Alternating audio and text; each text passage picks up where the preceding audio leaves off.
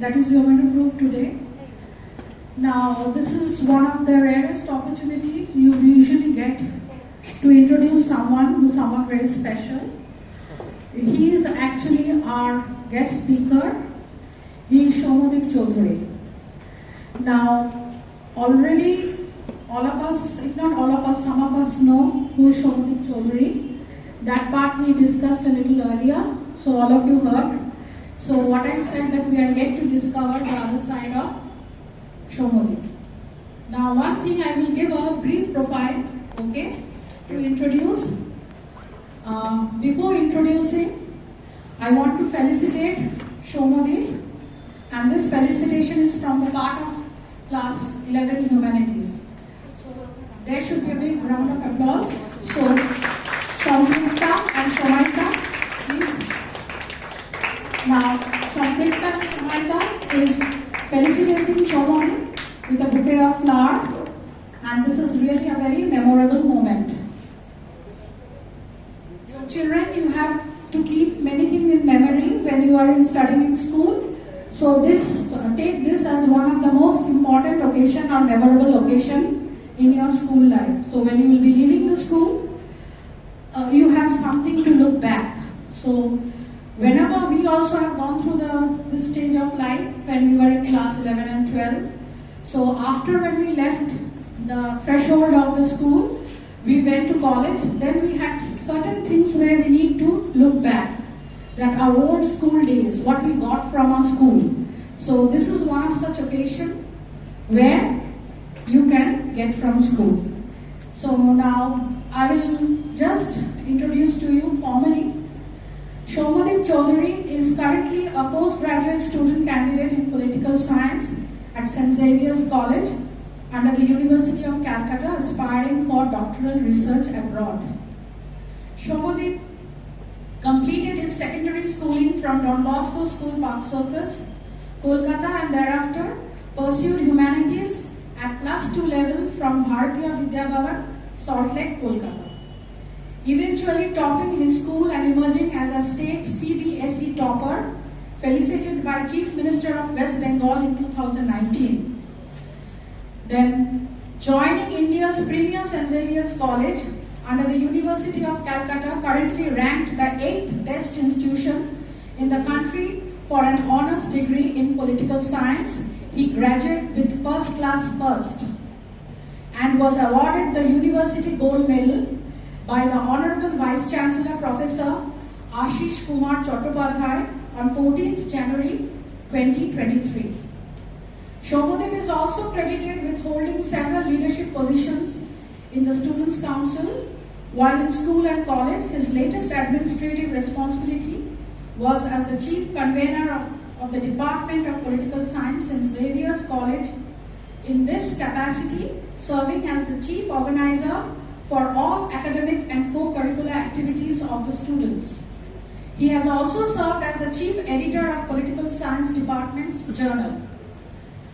Intending to specialize in Indian politics, comparative government and public policy in South Asia, he is currently a master's student working towards his doctoral applications after a brief teaching stint as part-time political science faculty at his alma mater, Bharatiya Vidya Bhavan. He is currently Research Associate in Asiatic Society for Social Science Research and Indic Research Forum, New Delhi, recognized by Niti Aayog, Government of India. Describing himself as an election nerd, keenly observing and tracking election results in democracies around the world, decoding the qualitative in the quantitative, he regularly publishes on Indian politics, an area which he considered his forte in national and international journals, blogs and books.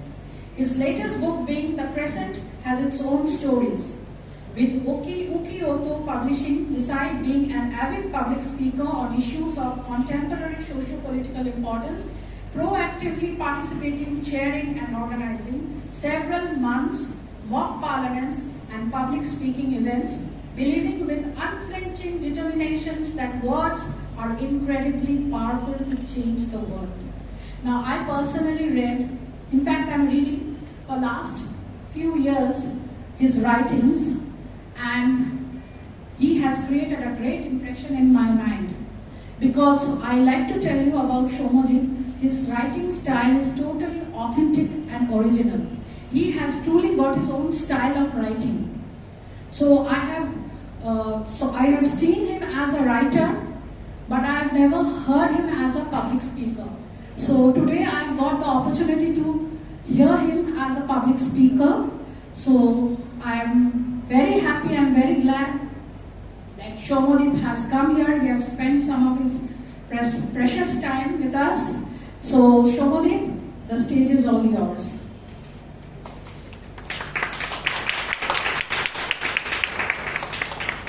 Thank you, ma'am, for that introduction. So should we start? Yes.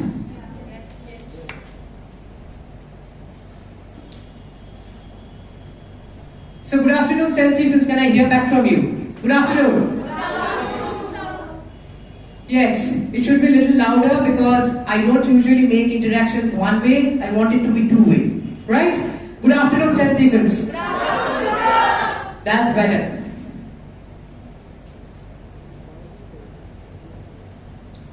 If I ask you very, very simple question, don't cram out examples from textbooks and tell me, it won't help. What do you think is, where does politics begin?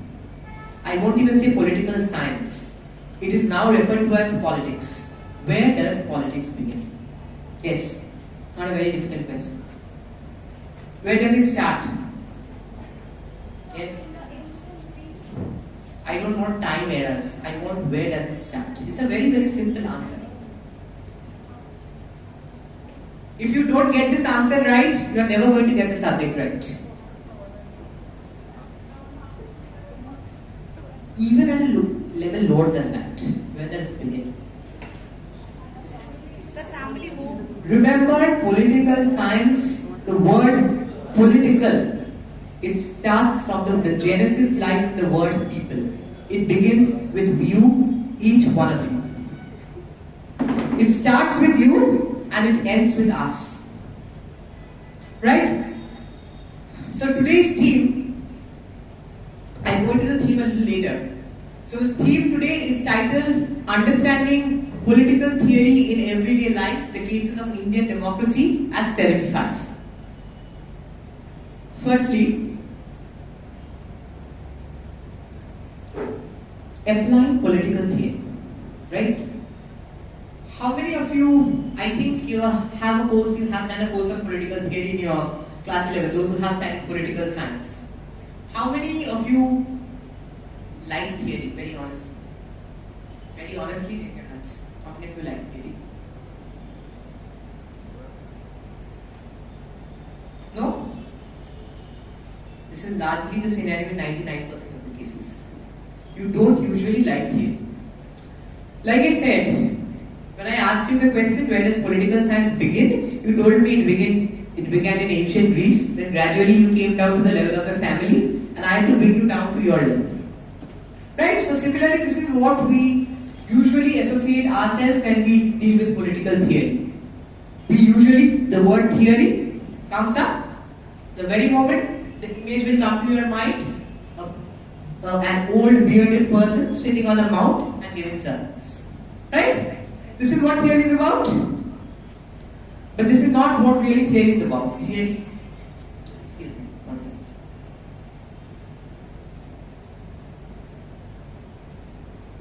Theory is not really about this, right? Theory is about when you connect what you read with what you see and what you do around yourselves. So how we are going to do that?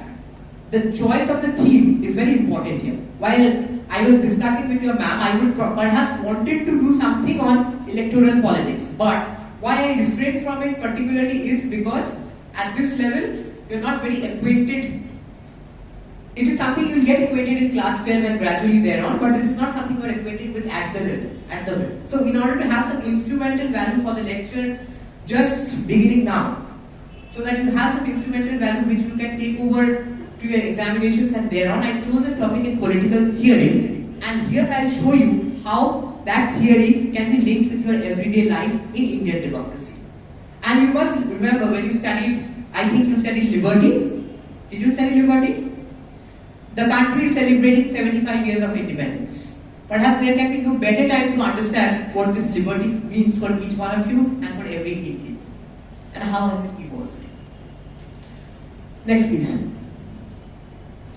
The framework of discussion will largely focus on two things. One is conceptualization of the ideas. What does it mean? How has it evolved? And what are the dimensions? This is a part which you will be familiar with. 90% of it has been covered. Right? You will be familiar with the first part, that is conceptualization. The second part is contextualization. How do you put your concepts into practice? This is what makes theory interesting. This is what gives theory life. Otherwise, and also you must understand political science is a very living subject. You live, the subject lives on with you. As you evolve in your everyday life, the subject will evolve, and therefore contextualization becomes very important. The first example of contextualization, if you see how things differ. First, liberty. You see, every philosopher has a different understanding of liberty. Correct? Every philosopher has a different understanding of liberty, right? Nobody has ever defined liberty in the same way. And even if I ask one of you how you will define liberty, each one of you will offer a different definition. So liberty, what liberty meant for the ancient Greeks, wasn't similar. The sentiments of liberty weren't similar for India when it was gaining independence at 75. Rather, when the colonial period, when we fought for independence, liberty had a different meaning. And today, 75 years down the line, when we are a post-colonial country, liberty still has a significance, but the meaning has once again altered. So conceptualization and contextualization are equally important things.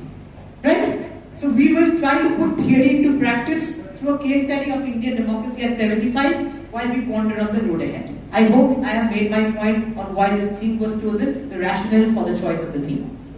Next please. Yes. Why contextualize? How many of you, raise your hands, how many of you have found the first chapter very bulky, like not very interesting, when the differences have been explained between why political science, is it a science or not? This is the first topic I think that you deal with in class 11, right? How many of you haven't found the topic really interesting? Raise your hand. Right? It's more or less, it's 50-50. So when we are dealing with this topic, the natural sciences versus the social sciences, is it really different?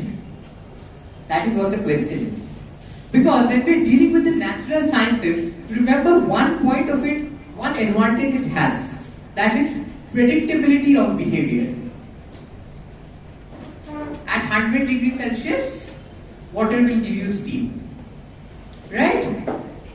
In an election, two parties will come together. One has a vote share of 20% before, the other has 10%. So you expect the vote share combined will be 30%. Does it happen?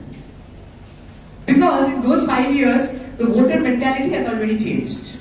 So if you think that 2 plus 2 will make 4, you're wrong. 2 plus 2 could amount to 0. 2 plus 2 could also amount to 22. That is exactly where lies the difference between the natural sciences and the social sciences. Here, the experiment is once again starts with you. The process is far more diabolical than it is in the natural sciences. To begin, the natural sciences versus the social sciences, like I said, it again takes me back to my previous slide where I said conceptualization is as important as contextualization. How do you understand liberty? In what context are you understanding? That is as important as the concept itself. So liberty, like we say, this is a very good phrase, one man's freedom fighter is another man's terrorist. Until you understand what is the context in which you are understanding these concepts, it will make no sense. Please, next slide. I'll have a video here. So the three concepts, liberty, equality, fraternity. From here we also go into political ideologies, which you have done.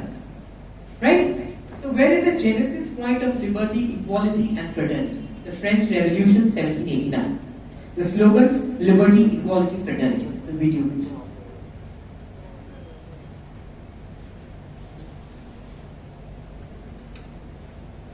This is the French slogan. You will hear it in French itself. Liberté, égalité. Fraternité, liberté, égalité, Fraternité. Liberté. égalité. Liberty, equality, fraternity. So what do they really mean? We will begin with the concepts first and then contextualize it in our own scenarios. The next slide please.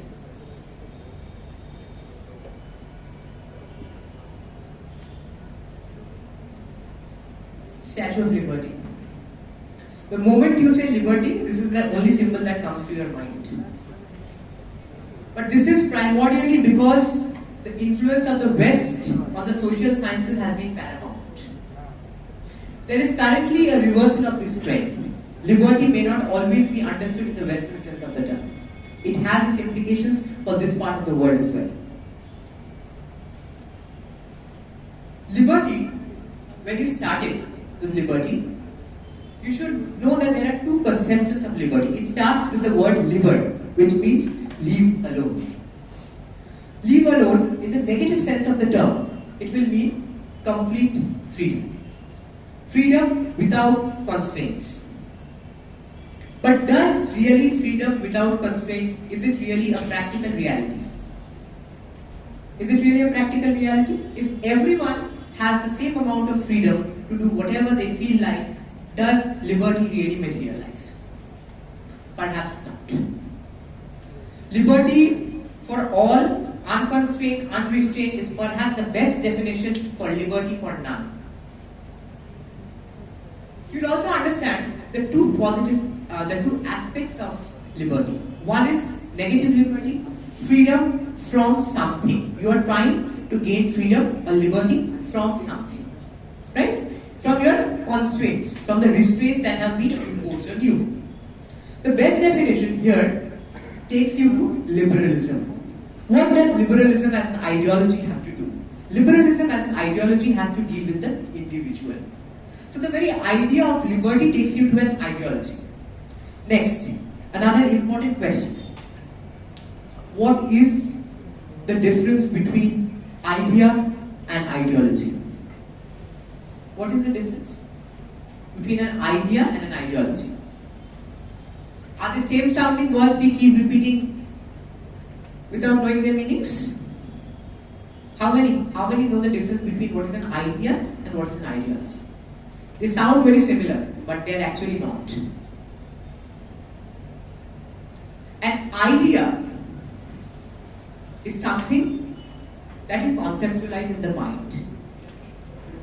It is a phenomena of the mind, an idea. How you put it into practice, how you have a concrete program of action to put it into practice, is what makes the idea into an ideology.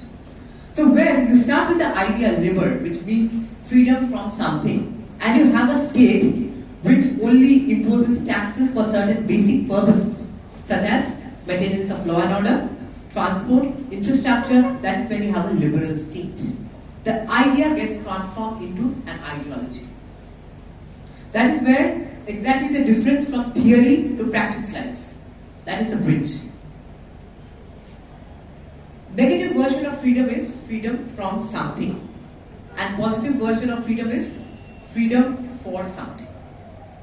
And if we don't have that amount of constraint, then freedom from something doesn't really result into freedom for something. If I say, today, this is also where I take you into socialism, right? This is where the juncture lies between liberalism and socialism are not two disconnected things. Socialism emerged as a response to liberalism. So when you understand this, you must understand that socialism as a response to liberalism, how did it emerge? If today, if someone deprived of his basic necessities is said, you are completely free. You are completely free to do what? To starve on the pavement? That is the first question that you should ask yourself. Freedom to do what? If I am deprived of the basic necessities and I am said, you are completely free. Why am I free? According to the negative definition, it says freedom from restraints that are imposed. So am I really free? That is the first question that I ask you. Am I really free? I don't have the resources. Another thing that comes into here. If I just place before you certain books, certain copies, right, some writing material, if you don't know how to read, will that make any sense? A school building without teachers, will it make any sense? So freedom from something is equally as important as freedom for something. And also we need to understand freedom at three different levels. Freedom for the individual, freedom for the community, freedom for the nation. And the moment you talk about freedom for the nation, it takes you to another of your concepts. That is sovereignty. All the five, liberty, equality, justice, sovereignty, law, that you have learned so far, they are all connected. It's just for the sake of academic convenience that we divide them into separate chapters. Freedom for the nation is sovereignty. What is sovereignty? Sovereignty is powers to make your policies in internal matters as well as powers to dictate your foreign policy. Next. From here, we'll explain how we move from liberalism to socialism. Look at this figure very carefully. These are all various facets of equality. Like I told you, don't just conceptualize, contextualize the thing. Look at this figure. Tall man, medium size, short. You place them on equal stools. You see what is the scenario. Next, equity. They have different heights, and accordingly the size of the stool has varied. And the next is reality. Where the heights, irrespective of the heights, they have been given a stool that doesn't really match with reality. And this is where, once again, your theory will come into practice. So, you must understand equality has two dimensions. I'm sure you have been taught there are two dimensions to equality. One is equality of opportunity. The other is equality of outcome. This is what has equality of opportunity. Everyone given the same weightage. But why do we really need equality of outcome? Today, if one of you begin the race from here, right? One of you start the race from here, the other person starts the race from somewhere, the line is on the middle. Then even if you are given the same amount of opportunity, will you really take it to the same levels? Is it really possible? Someone begins the race at point A, someone begins the race at point B, and they are given the stools of the same size, expecting that they will perform equally. Is that really going to happen? That is not going to happen. Because our starting points are very similar. Similarly, in our society, the starting points are very different for each individual. You cannot really expect equality of opportunity to result in equality of outcome. But you must realize the practical side of the problem. Today, if I talk about reservation policies, what is it aiming to do? It is aiming for equality of opportunity. We cannot guarantee equality of outcome. We really cannot, because the state is not in a position to ensure what is your personal circumstance. It is not really possible. And you are living in a country which is now the largest country in terms of population with 135 crores plus. So really you cannot expect. The best that the state can do is ensure equality of opportunity. The outcome depends. And here is where socialism makes its point. Liberalism says everybody is free. Everybody can start the race at the same point. But socialism, the very critique of socialism comes in here. It says, does everybody start the race at the same point? Why equality? If liberty is the guiding ideal for liberalism, then equality is the guiding ideal for socialism. Why does it say this? Because when we are beginning the race not at the same point in time. The pauper and the prince are not one and the same. Right? Similarly, the king and the subject are not on the same footing. But liberalism will like you to believe that you are on the same footing. And therefore, you all have equal opportunity, so therefore you are expected to fly. But the very premise from where you begin, the very idea is flawed. Next, please.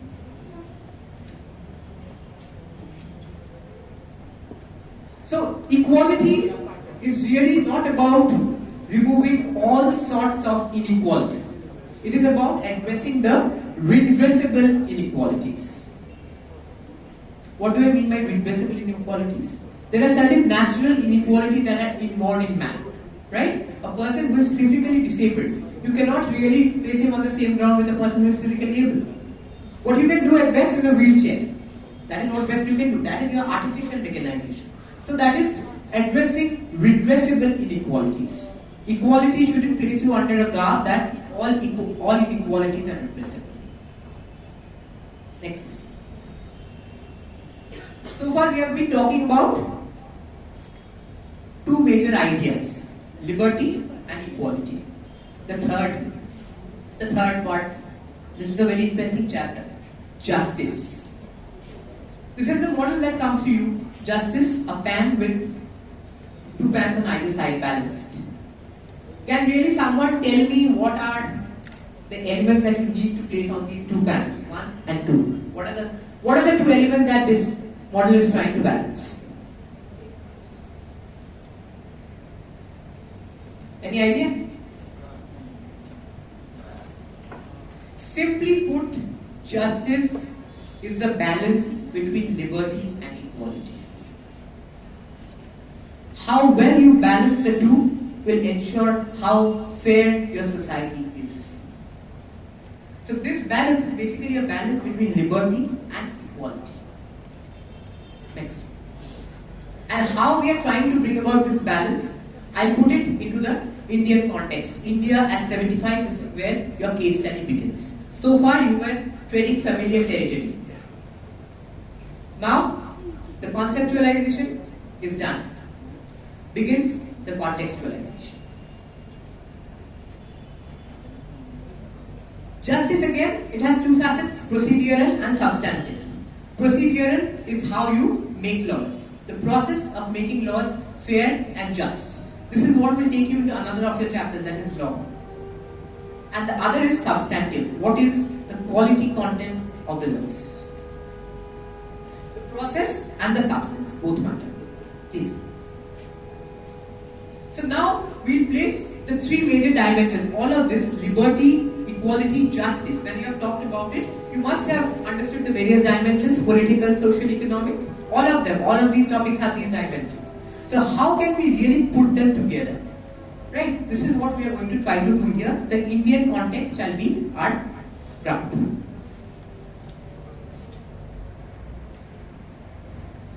India at 75, aspirations, ambitions and approaches.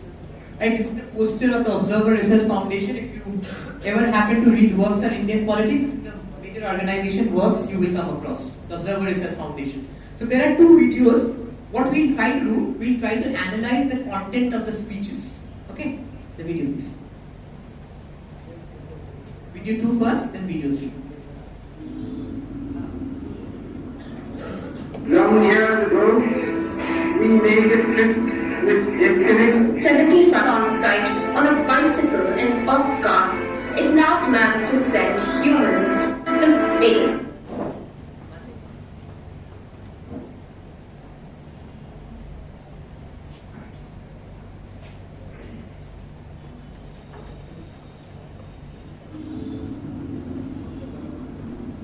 Long years ago, we made a trip with destiny. 75 years ago, India gained independence from British rule and went on to become one of the largest democracies in the world.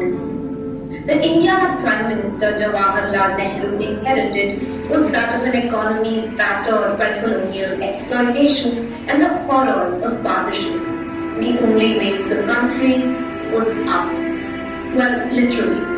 For a country that started its space program with rocket parts being transported to the launch site on a bicycle and boxcars, it now plans to send humans to space. And it's not just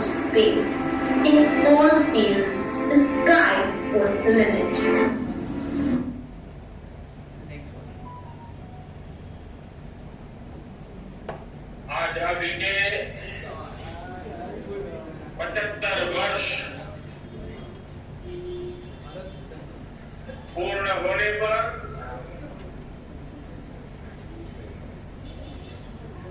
देशवासियों को अनेक अनेक शुभकामनाएं। बहुत बहुत बधाई।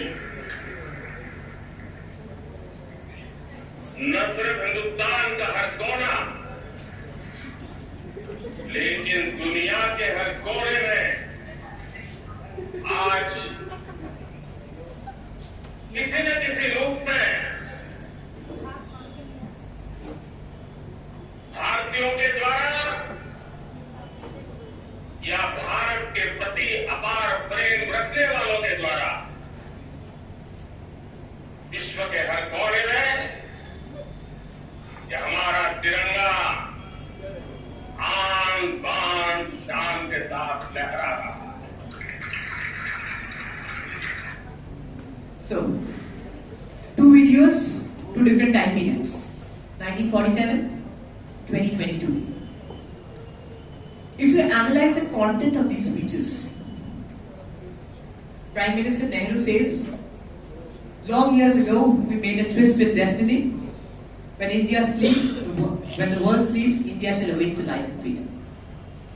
75 years down the line, the current Prime Minister of India, Shri Narendra Modi, says that 75 years of independence, liberty has attained a new meaning. So how the trajectory of India from British reign to independence and thereafter India at 75, how have these three ideals of liberty, equality and justice, how have they emerged, how have they evolved? This is what has largely shaped Indian democracy till date.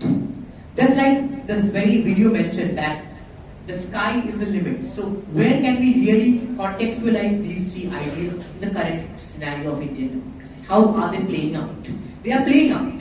We are not recognizing how they are playing out, that's a different story. But these are the three ideals which are defining and determining the story of India at 75 and of Indian politics and democracy in particular. Yes please, next slide. Indian society. The first chapter, that is your prelude to the constitution. If you open this, all the preamble, right? The preamble will tell you about the very ideals that I talked about. It will mention liberty, it will mention equality, it will mention justice.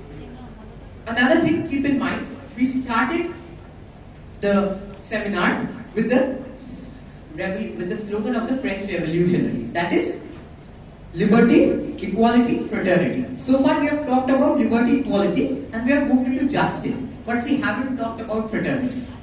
That is something we'll talk at the end. Right? Why? I'll get to that. Right? Why we talk about it at the end. So understanding Indian society. All the three ideals that we spoke about, they are already mentioned in the preamble. Dr. Ambedkar himself said, political democracy cannot last until we have a social democracy at its base. So how did the Indian constitution framers, how did they conceptualize equality? One part of it is the reservation policies. For the scheduled castes, the scheduled tribes, and thereafter the other backward classes. This is one of the most controversial as well as one of the most significant contributions of the Indian Constitution. And if you have to study Indian democracy, make controversy a part of your everyday life. Next, community rights. This is the second part of the Indian Constitution where it is making provisions for equality. Community rights is your right to profess, practice and propagate your language, your religion and your script. This comes under Article 29 and Article 30 previously. Indian society. Yeah, so your community rights. Now, have equality, have we really flourished in this front? Have we really flourished? The question of women should be a very important one. Okay. How many of you are aware how many female prime ministers in India have? Sure. Who is the second one?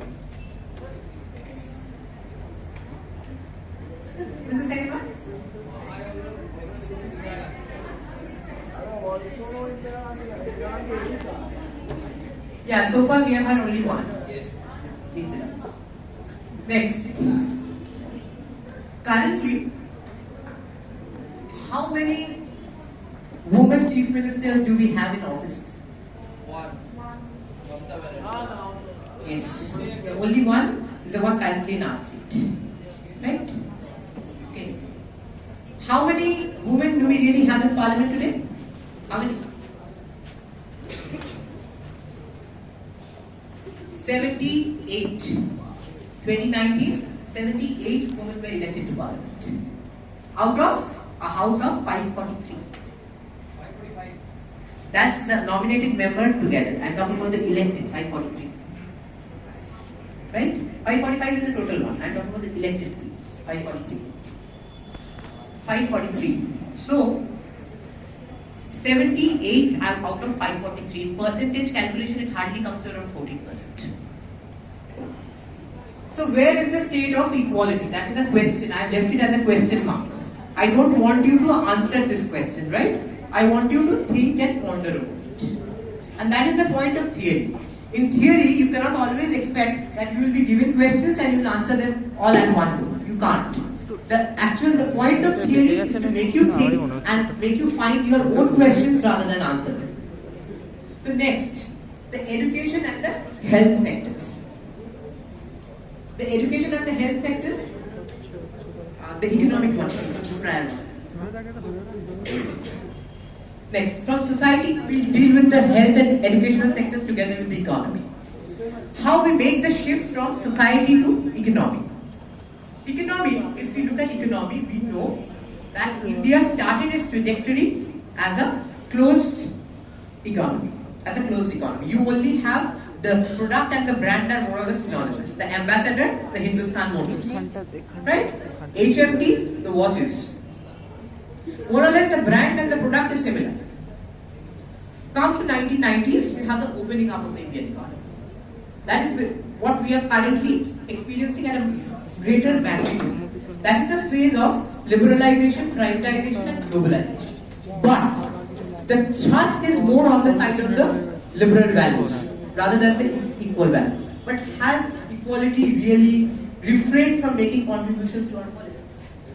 On one side, I take 3 concrete examples to show you how liberty and equality both are playing out. On one side, you have the Prime Minister of India addressing business summits in India and the world. Right? On the other hand, you have the same Prime Minister announcing policies like Pradhan Mantri Ujjwala Yojana. What is it? It is a policy that will facilitate cooking gas in those parts of the country where women are still using non-renewable resources. You have the same Prime Minister who is talking about Pradhan Mantri Awas Yojana. You have the same Prime Minister who is talking about Pradhan Mantri Jan Dhan Yojana. Because at this moment, despite the heightened rates of globalization, most people lack bank accounts. Come to your state. We talk about the Bisho Bangla Summit, attracting investment from around the world. At the same time, we have the same government announcing schemes like Kurnas. We have schemes like, some more? Some more? There are plenty, yes. Yes. So what are we really witnessing at this moment? This is not something just for India or West Bengal. This is happening in most other states as well. You will hear Yogi Adityanath speaking at a New Delhi summit and thereafter coming back and speaking about giving compensation for cattle. You will hear Arvind Kejriwal making promises about the Indian economy growing at trillions and then come back and say, we'll give you 300 free units of electricity. So what is happening? You are having corporatization on one hand and you are having social welfareism on the other hand. Liberty, the thrust is more on liberty, but the thrust on equality hasn't disappeared completely. This has its political implications, of course. That is why we are studying society as part of politics. Otherwise, why am I talking about the economy in a political science lecture? Aristotle said, man is a social animal and by dint of being a social animal, he is a political animal. The political is your aggregate facet. It cannot be separated from all other realms. Next, please. The political angle to the debate. This is where I finally come from society, economy to the polity. We are aware of three different institutions in India, right? Three institutions in all countries. One is for law making, that is your legislature, the parliament and the state legislatures. You have the one for law implementation, that is your executive, the prime minister and the council at the center, the chief minister and the council at the state. You have the judiciary. There are two more organs. What are they? These are the three major organs. One is the bureaucracy, which helps keep the other three in motion. And the fifth, it is the media, which connects you to your government. The citizen to the government, the people to the state. The linkage. So how are the values of liberty, equality, justice, we'll keep it for the end. Liberty and equality, how are they really featuring? Really, how are they featuring in the journey of Indian democracy since then? Today, there are two perspectives to this. Once again, the very first thing I told you, when you learn about ideas, first you conceptualize, then you contextualize. If I go by the Indian Constitution, the supreme power for legislation lies with the Parliament. But is today the Parliament really the lawmaking body? Is it really the lawmaking body? Yes, formally the Parliament's assent is needed. But are they really making the laws? Perhaps not. We also know that in a parliamentary system of government, the cabinet or the prime minister has a greater say on the policies. That is one part of it. That is already ingrained in the institution. But today, policies are made by think tanks. Even election campaigns are run by think tanks.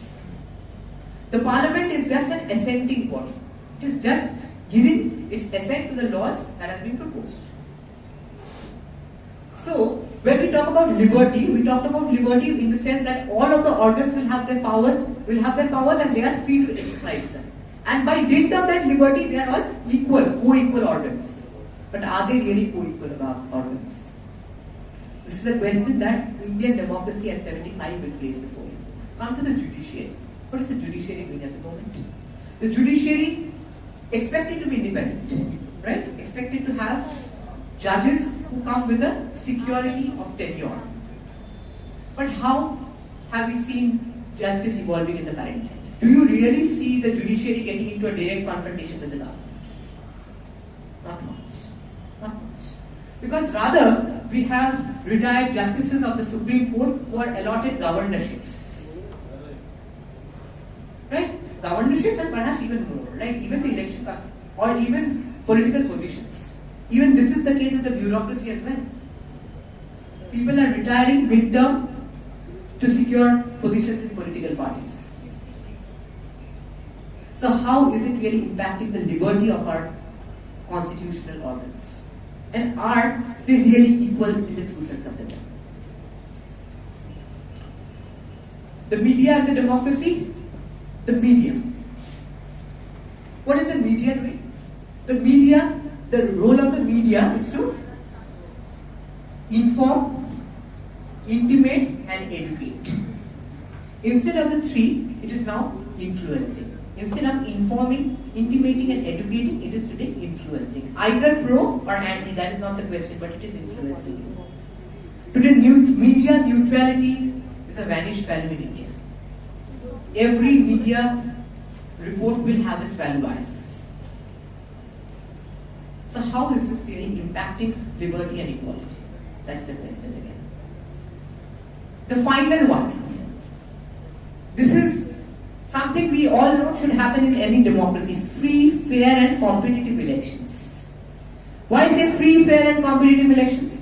Free, everybody is free to vote. Right? Fair, the procedurally it should be fair. And competitive, it should have more than one choice. Is it really happening in India? Constitutionally, it is happening. 18 years and above, every citizen votes. Come to the economic dimension. Today, if a party promises you 300 units of free electricity, or if a party comes to you at your doorstep for a person who doesn't meet his daily livelihood, if it comes to your doorstep with a packet of biryani, what would you prefer, your political liberty or that food packet?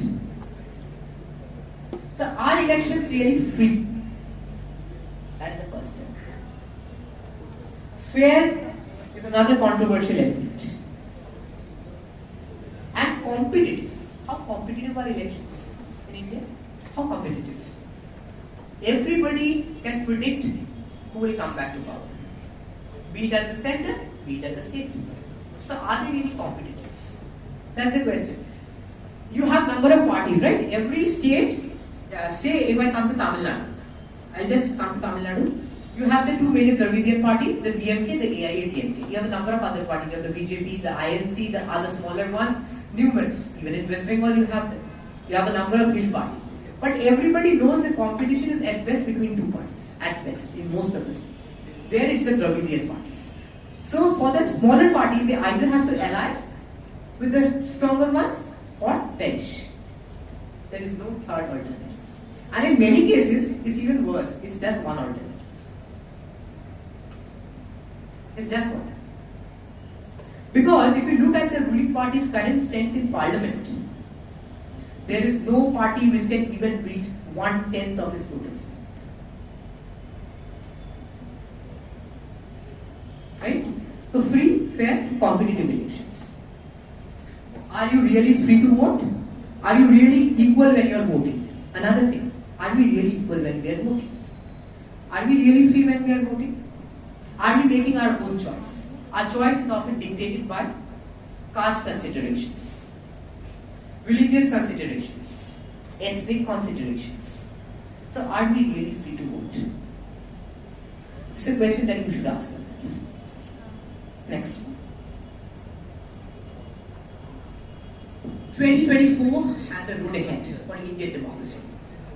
So Indian democracy today, we have to focus more on the substantive elements rather than the procedural elements. Concepts will not translate into anything until you contextualize them. So you need to understand how we start with the set of ideals, that is liberty and equality. How we don't just look at elections. Today, if you read works in political science, they are no longer just linked to elections. They are not about elections, they are more about what is happening in between elections. That is where the stake lies, in between elections. We all know what happens during elections.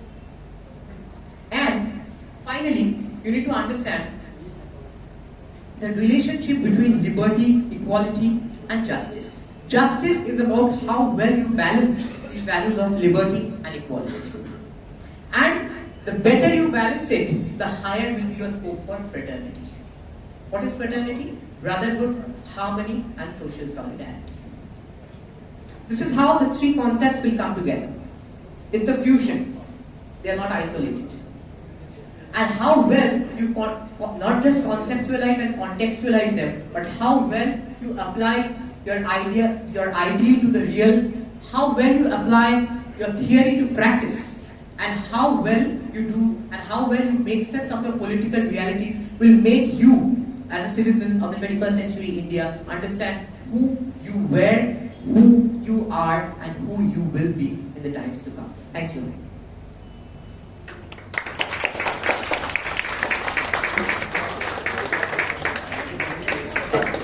We'll go for the question and answer session, and then I'll just show you the rest of the presentation. Question and answer.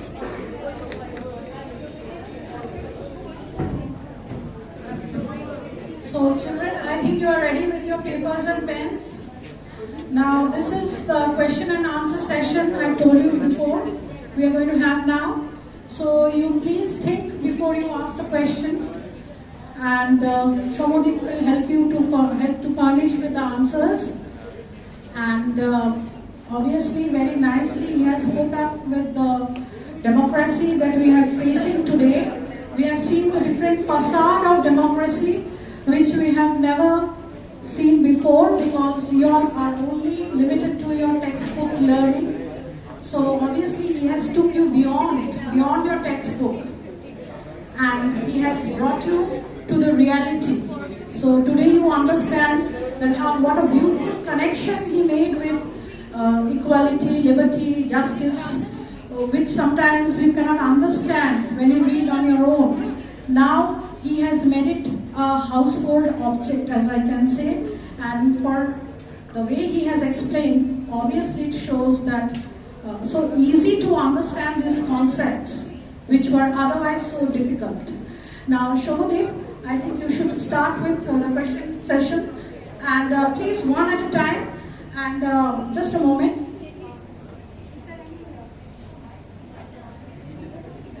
Because we need a mic for the people who are, you can handle this, okay, no problem. Carry on.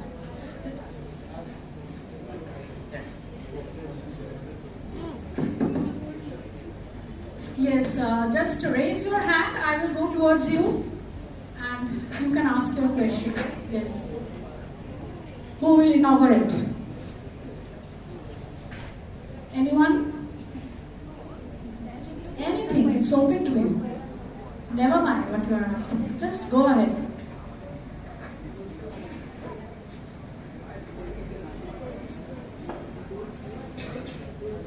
Okay. Just a moment. Yes, quiet please. I want attention of others also. Okay, good. So it was very enlightening to know about such ideas and such concepts, and we have also learned about the different problems we have faced and the different contradictory situations. But how do we use these to pave our path ahead? How do we better ourselves using these ideals? That's my question.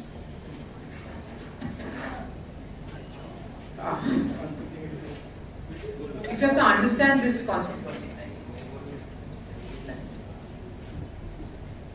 so when you are trying to reconcile between liberty, equality and justice, right? These are the three values which we are trying to reconcile, and we are trying to put them in our political perspective. Now you must understand there is no one blank check that will apply to all scenarios. This is the first point, right? If that would have been so, then there would have been no substance in putting question mark after every comment, because every theory will come with its limitations. And a theory which does not have its limitations is a myth, right? If it explains everything, it's a myth.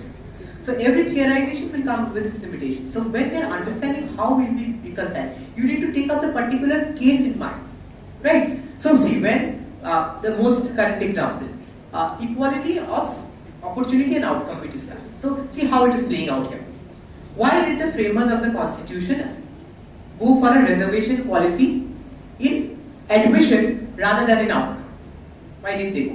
One, the logic is, firstly, Indian society is a very, very hierarchical one.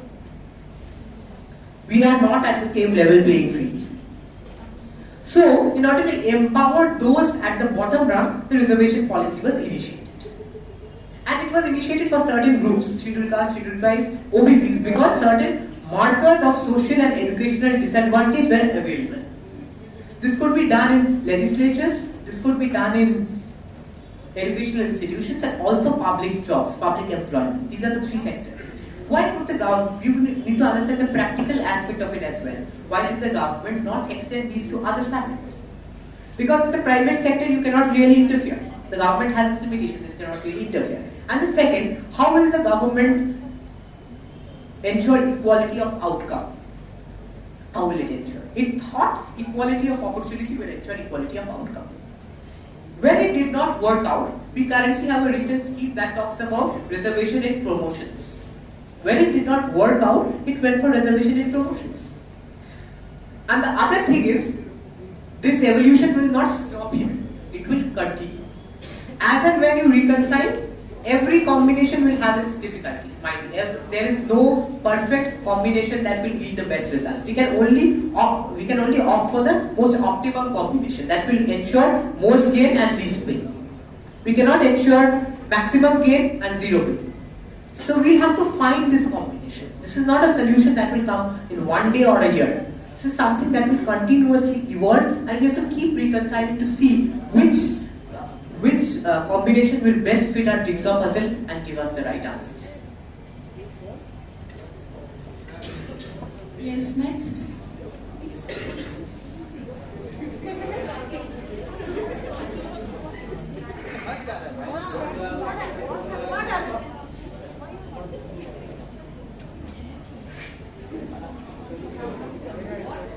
Why we have to take political support to do anything?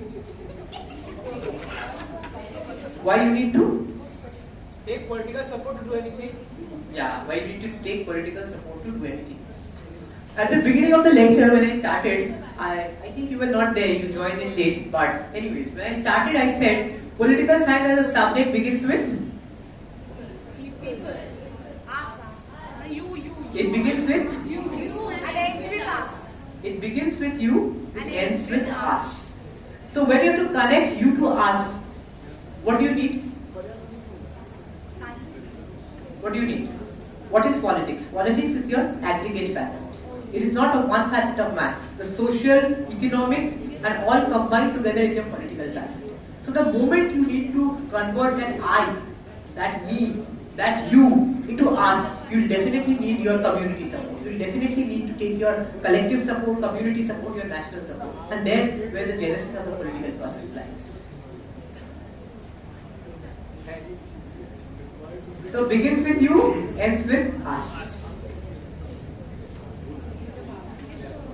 Yes, anyone else?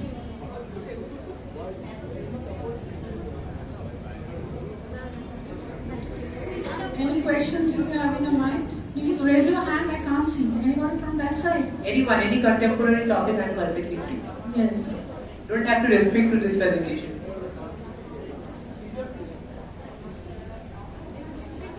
And teachers also, if you want to ask any question, Please.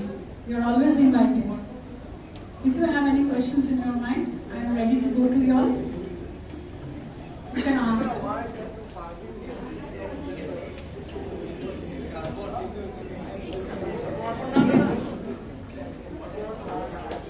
I want to ask one thing, like presently the central governments or the central bodies, certain agencies like CBI, they are supposed to be independent, autonomous bodies.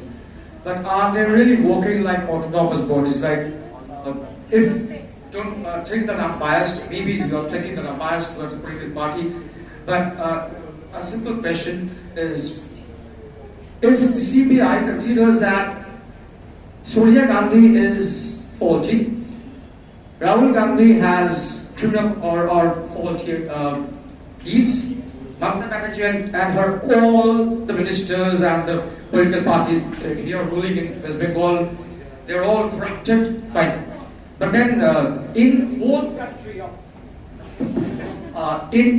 is there no BJP leader who is corrupted? Yeah. Yeah, so when I think I did not particularly take into account the CBI, but we did talk about the judiciary and the media, right? We did talk, and also the bureaucracy.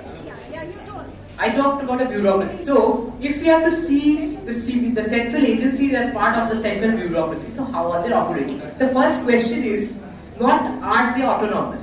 The question is were they ever autonomous? This is the first question. Were they ever autonomous? It's not just about a particular party currently at the center. Any party that has come to power in the center previously has done this. The autonomy is questionable. That is why we are trying to ensure that the values of liberty, equality and justice, how are they playing out? The political dynamics have differed, but their playing out remains a constant.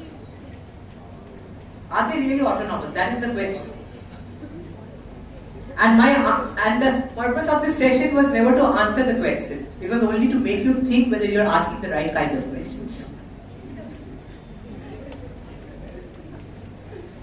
Now one more children, before you ask a question, please introduce yourself, okay? Tell your name and your stream. Good afternoon everyone, I am Kripavali. Corruption is one of the major problems of our nation. There is punishment for such offense, but nothing is improving. What can we do as the future generation to make it stop? Corruption. The definition of the term corruption is very, very controversial. What do you mean by corruption? Is it just embezzlement of funds? No. Is it just murder? No. What is corruption? Corruption in simple words is deviance from your expected code of conduct. Any deviance from your expected code of conduct is a corrupt activity. You don't need to take it to as levels high as the institutions, right? You can find similar manifestations at a very lower level. You don't have to take it to that high. Yes, of course, corruption has been there in the country, right? That is why we have huge movements like India Against Corruption taking place in 2011. And despite huge movements, what we see, they get co-opted into the system. This is something that you all will not be taught at this level, but at a higher level you will be. This is known as the co-option or the circulation of elites. The moment there is pressure at the bottom, what does the elite do? The elite widens its tables and pulls you in.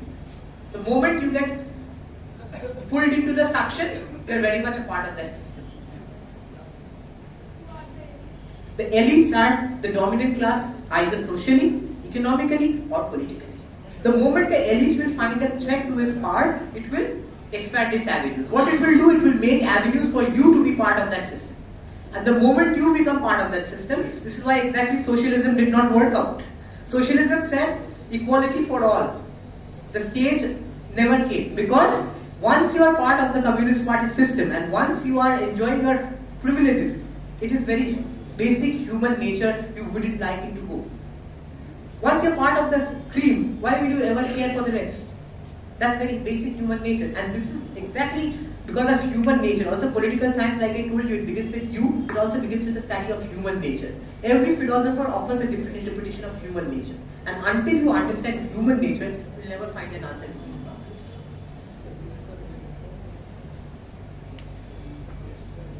Yes.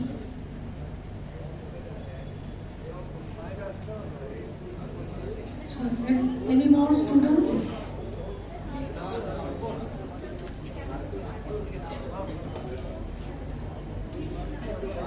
No one? Okay. Yeah, I'll just show you the last part of my presentation. Yeah. So, India 2024 and ahead, just like we spoke about how the values, liberty, equality and justice are taken. One second, can you please put it up? Liberty, equality and justice, how well are they playing out? How well can we ensure justice will ensure fraternity in turn? What is fraternity? Your social solidarity and brotherhood. So it was a very enlightening session with all of you. I am very thankful that you have participated. I am very thankful to the teachers who have been there. Some of them consistently, others have had classes. I am very thankful to all of you for listening to me with patient ears. Before I close the session for today, I just have a few slides to make. So these are a list of my current publications at the moment, right? This is a Pro. This is a Delhi University magazine that comes out every year. Yeah. Next, please. These are my two recent books. The Crescent has its own stories, and also the Indian Journal of Society and Politics. If you ever happen to visit the Kolkata Book Fair, between stalls 1 to 32 at Ukyoto Publishing Bookstall, most of my works, those are in print, are available at these stores. Right? Of course, the online works, anytime you can type Soumyadeep Chowdhury, Political Science on Google, you will find my online works there. Right? Next slide, please. So this is my contact, Soumyadeep Chowdhury, and this is my mail ID, sdchowdhury492,000@gmail.com. I am an active part of the LinkedIn community, which is an academic professional forum which links political science people together. If you have any doubt, any clarification that you wish to raise later on, one second please, or second time button. Any any question that you have regarding the session, even later on, it might not pop up in your mind just at the moment. It will take some time for things to seep in. Any question you have later on, you can contact on my email ID, that is sdchowdhury492,000@gmail.com. I'm usually available at this mail ID. Next slide. It was wonderful interacting with you. Thank you so much.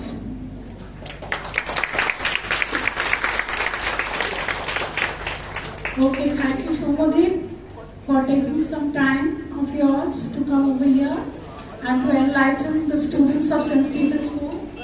And this was a remarkable experience for the students present here. And children, I like to say one thing, apart from the topic what he told you all, something to learn about it is what is public speaking.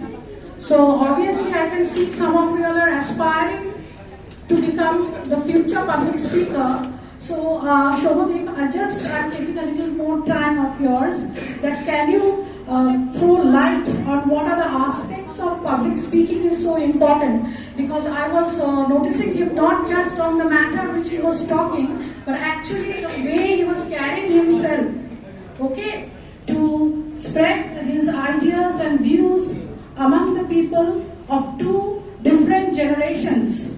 I can see the one who was sitting in the front and the others who are sitting at the back of two different generations, how he was handling them. So more than the topic, I was actually more interested to know Soumyadeep's personality. So Soumyadeep, I can see many aspiring speakers are there who are very much willing to participate in future debates, elocutions or recitations or whatever, public speaking, whatever they want to join in. So can you throw some light on what are the aspects you are necessary to learn? So coming to public speaking, if you see a very important part of your everyday life is how you communicate. Okay? Knowing is not enough. Helps you, but doesn't completely help you.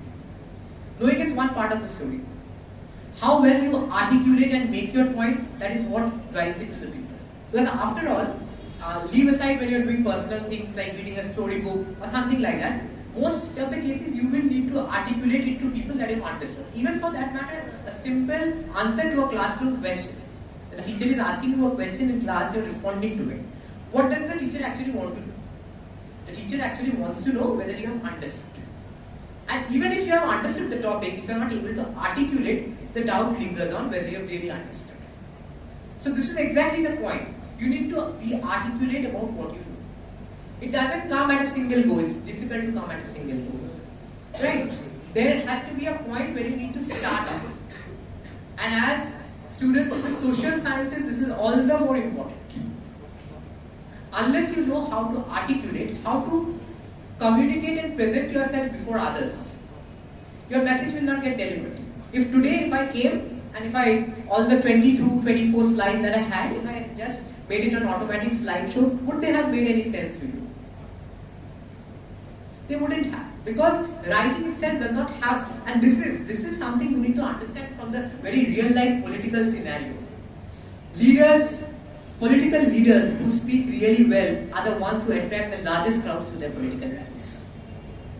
This is something that should come to you when you watch a television screen with whoever be the public leader who is speaking. The people who speak the well, they attract the most amount of people. What they are speaking is something that you determine later on, but first you go and see. Right? So this is something you need to learn. It's not just about lectures in political science or otherwise, but this is something that will help you in everyday life. Until you go up and speak, the other person does not know what you want to communicate. I hope this helps. Yes, so Soumyadeep has given us a very valuable lesson. Okay, so children, so I can see also some future leaders are sitting here. Okay, when they saw the picture of our Prime Minister Modi on the screen and they try to show their expression, good or bad, that is different, but I know that they are trying to express their opinion, and I'm very happy the Commerce Department has joined us and they have thrown question on you, which was quite unexpected. I will thank the Commerce Department very much for their full-fledged, participation in the program, because I thought it will be only humanities program, but I was extremely happy to see the commerce students over here. So hopefully you have learned many things from Soumyadeep, and maybe in future we will get Soumyadeep once more to come over here and to grace the occasion. And not only that, I think now also we can see that there will be more Soumyadeep will be coming up from our schools. Okay? That will be our dream or wish, to bring up more Soumyadeep from our school. Thank you, Soumyadeep, so much. Now, before I end the session, I just like to give my vote of thanks. That is, I first of all thank our principal ma'am who has supported us to carry on with this program, to start the program. And we were making plans for quite a long time, but he has also got a busy schedule, so he could not make it.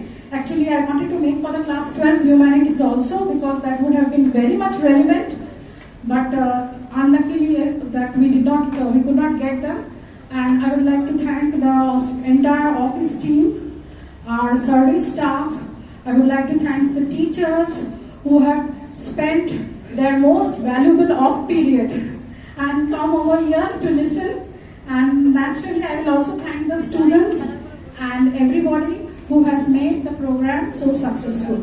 Thank you all of you once more.